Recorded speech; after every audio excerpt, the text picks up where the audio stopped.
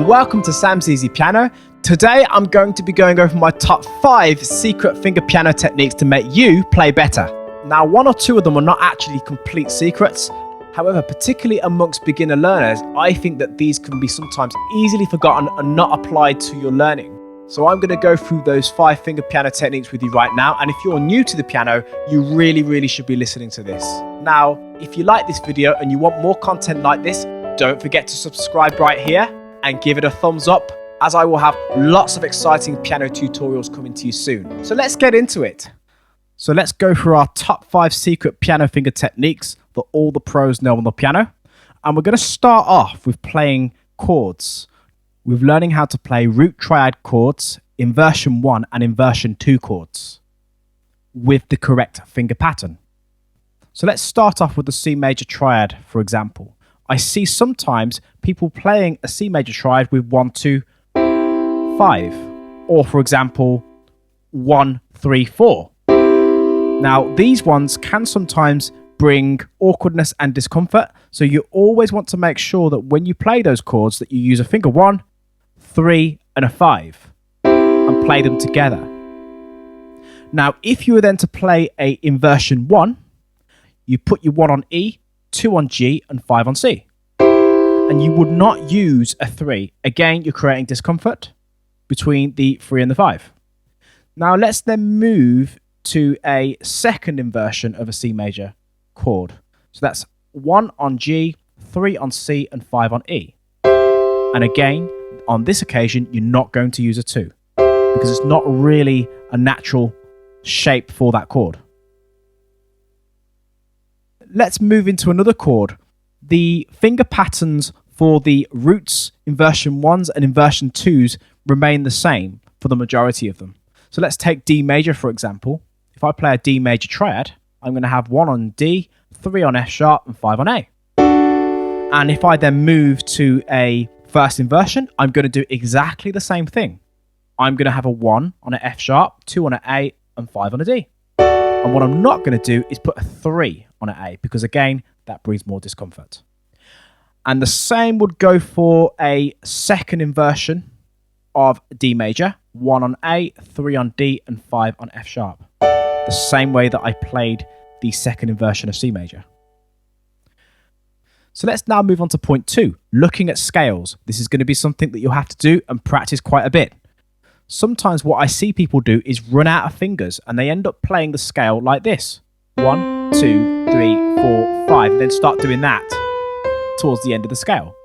But the problem is that the 5th and the 4th finger don't really have the flexibility like the thumb does. So always remember, whenever you do an octave scale, remember to pass your thumb underneath.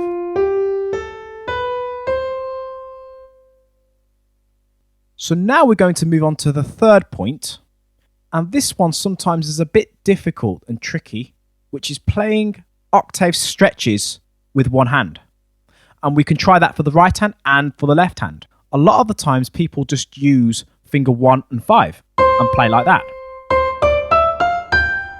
Now that might work particularly when you're playing on the white notes, but what if you want to then start including black notes? So let's use an example. I'm going to play a few octave stretches with one hand.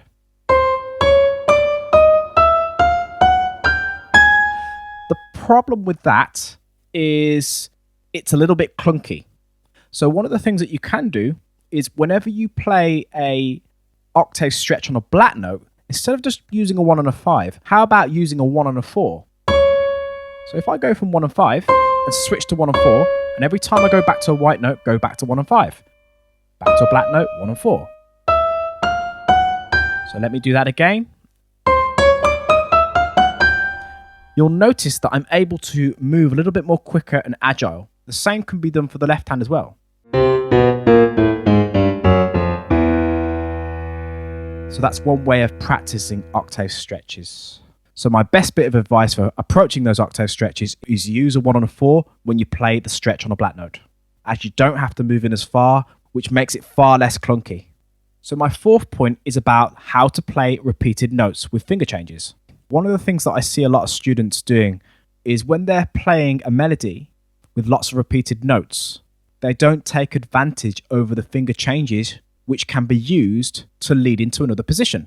So let's take a popular song like Despacito, for example.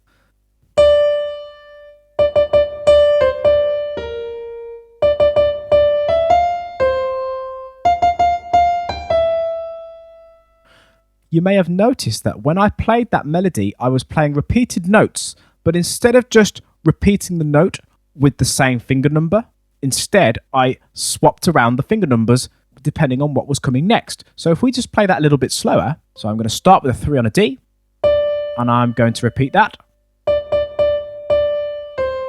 Now what I'm going to do, I played the C, and I'm going to switch to a 4. But what I'm going to do, instead of just trying to squeeze my 4 in, I'm going to take my hand off and land on the 4. And then stretch my 2 to a B flat. Because under certain circumstances, you don't really want to use a thumb on a black note if you can help it. It's better to do that sparingly. So I want to use the 2 on the black note for this particular occasion, because if I then do this, then I have to then twist my hand to get in, which I don't really want to do. So let's start that again. Switch to 4. And now I've got my 2 available.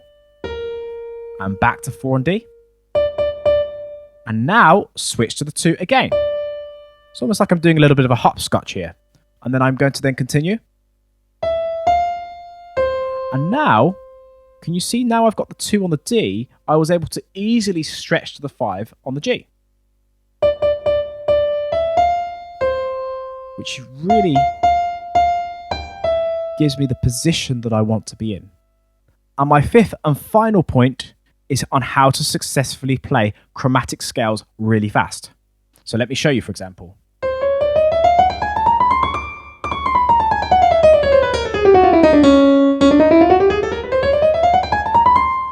So what you always want to do is keep the formation the same. You don't really want to change it around. So whenever I do that, I always keep a 3 on a black note when I do that. So let me go a little bit slower. So I'm going to do 1, 3 on a black note, pass my 1 underneath. 1, 3 on a black note, pass my 1 underneath. Now this time, I now want to switch to a 2 because I've got a second white note. So there's 2 of them in succession. So that means, look where I am at. I've now got a 3 on a black note again. So in this way, I'm always keeping the 3 on the black note all the time. And that allows for a smooth transition between each note. And the same would then go for the left hand. So let's do the left hand, the same thing.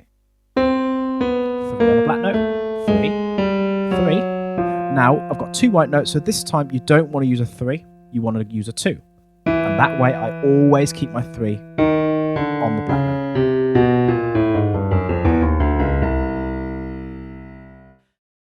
So these are my top 5 secret piano finger techniques for you to learn so you can improve your piano technique and take it to another level. Now, if you like this video, don't forget to give it a thumbs up and subscribe for more content coming really soon, where I will be doing many more exciting videos like this, revealing all my little secrets and giving them all away to you, where I will be covering much more in depth, particularly with inversions, chords, progressions, and a little bit of theory as well. So yes, do stay tuned and I will see you on the next video.